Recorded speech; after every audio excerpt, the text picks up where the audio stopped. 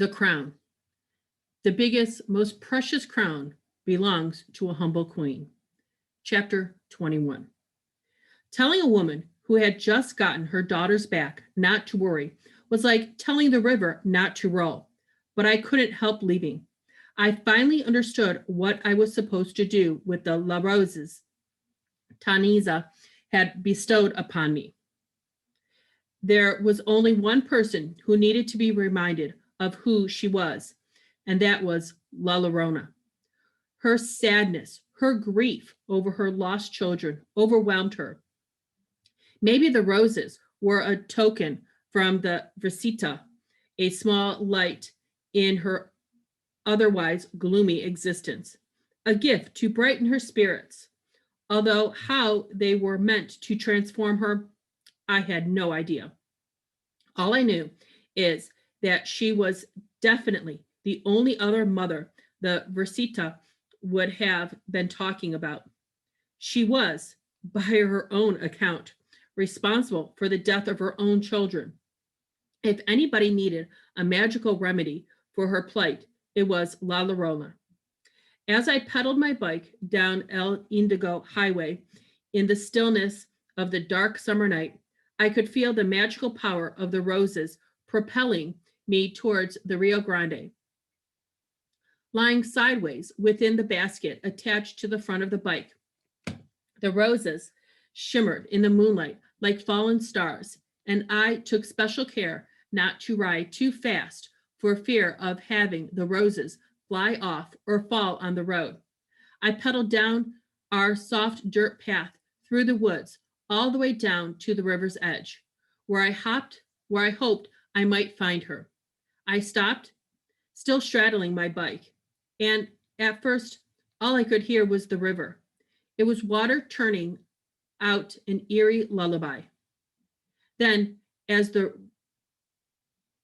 reverberation of my own heartbeat stopped, hammering loudly against my eardrums, I heard her. Hers was a distinct, unending sob, echoing the mournful song of the ancient river as it passed by.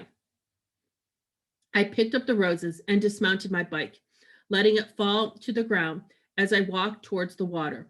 My legs felt like the Fido noodles from pedaling so hard, but I didn't let that stop me. Slowly, I made my way through the brush towards the place we'd met the first time. There she was, a spectral figure illuminated by sad, wavering light. I think these are for you, I said, holding the roses towards La Llorona. Rosas? She asked, bemused by the white, blemished petals glowing magically in the dark. She didn't reach for them. For me? Yes, I whispered, a gift from the Virgin de Galupa for all you've done for us. I was only honoring a request, she whispered, still not taking the roses. Her longing was almost palpable. I was merely following orders given by one who is wiser than you or I. It is part of my penance. You are following more than orders. You are following your heart.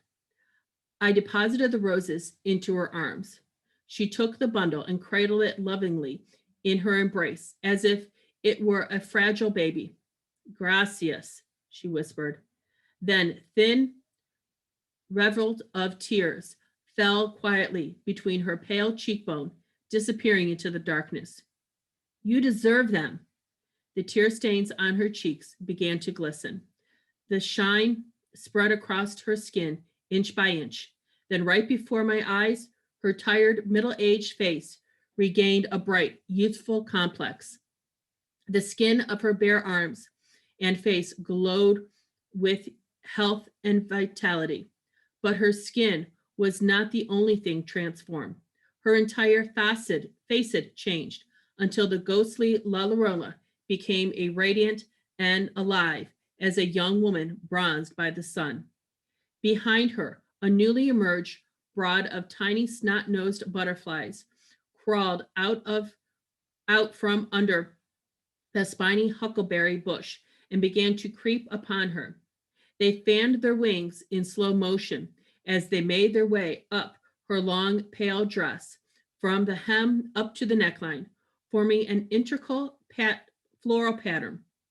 Once in place, they sat perfectly still for a moment, and then the fabric of her gown came alive. Delicate silver and golden threads unveiled the woven themselves into the fragile wings of the frozen Mariposas, converting the tiny creatures into magical designs stitched meticulously into the body of La Llorona's gown. To crown her beauty, a floral wreath appeared on her head, transforming her into an Aztec princess. The metamorphosis was bedazzling, and I mesmerized by her exquisite face, her dark, luminous eyes, her appreciative smile. It was so breathtaking, the change in Llorona, that I redeemed my speechlessness. Then, out of the corner of my eyes, a light swirled and unfurled beside me. I took a step back as La Virgin de Glupa, Tazanese, materialized. Shocked by her appearance, both La Llorona and I dropped to our knees and bowed our heads. Great Mother, La Llorona said as she knelt before Tazanese, we are grateful for your divine presence. It is I who am grateful, the Virgin said in her sincere heavenly voice. Rise, my most cherished children. Miss Mariposas, the Virgin Mother is kind and generous. La Llorona remained kneeling, clutching the roses to her chest. She honors me with this transformation. You have done well, my daughter. Your migration through the voyage of pain and sorrow has been hard, but you are at the end of your journey. The ancients have waited a long time for you to emerge, to spread your wings, to take flight, and now they are ready for you to come home. The Virgin lifted her right arm and opened her hand. Millions of tiny speckles of gold flew out of the center of her palm. The iridescent particles soared above La Llorona and fell over her in a divine shower and bathed her in what I can only describe as sunlight. Lighter and lighter, La Llorona grew until she was more than translucent. She was a silhouette of radiance. Rise, Martinez, rise, faithful daughter, Tazania commanded. It is time for you to be reunited with your loved ones. Time for you and your children to claim your place among the stars. Beside me, La Llorona's silhouette began to disappear until she was completely gone. Then, to my amazement, I heard distant but distinct sounds, a whisper of music, and something else. The laughter of children coming from high up in the sky. In the heavens, 5 bright blue stars climbed out of the horizon and up into the sedaned sky. They circled each other playfully before settling to the right among the cluster of smaller stars, forming a new constellation just below Ursa Major. Women and her 2 children forever reunited in the sky. So this is what it was all about, a new constellation, a new life in the universe, I whispered, overwhelmed by the magic my sisters and I had helped the goddess create. Yes, restoring that which was once lost. You have done your part, my tiniest of butterflies, Tazani said, turning to me. Odelia, you are a true princess, and you've made your ancestors very proud. The courage and wisdom you have acquired through this ordeal, this odyssey, will serve you well as you grow into a womanhood. You will have a very prosperous life. Thank you. I really appreciate that, I said meekly. And then, because I couldn't help it, I had to ask, but what about Mama? At first, I gave her the flowers. Then, when nothing happened, I realized that they were intended for La Llorona. So I delivered them to the right person. But I'm still worried about Mama. Will she be all right without Papa? Your mama is a Mariposa too, tenacious and fierce, but generous with her love, the Virgin assured me. She will be transformed soon enough. From this pain, she too will gain the strength to fly. But now it is time for me to take my leave.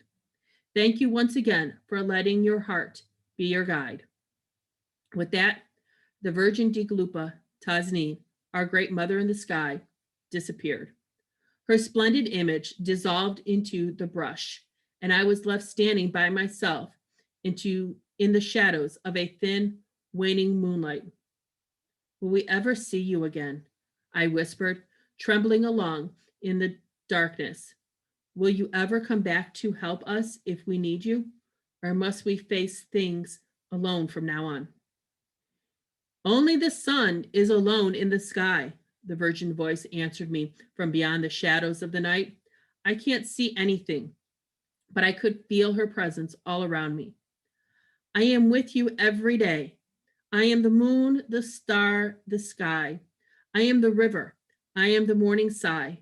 Remember, Mia Mariposi Poquina, you are one of many. You are one of us. At her words, a swarm of butterflies fluttered out of the huckleberry shrubs and flittered around me, dusting me with delight. With her voice still echoing in my ears, I got on my bicycle, pedaled home. A brood of cheerful, incandescent, snot-nosed butterflies trailed me behind me, glistening in the moonlight, like fireflies, like hope.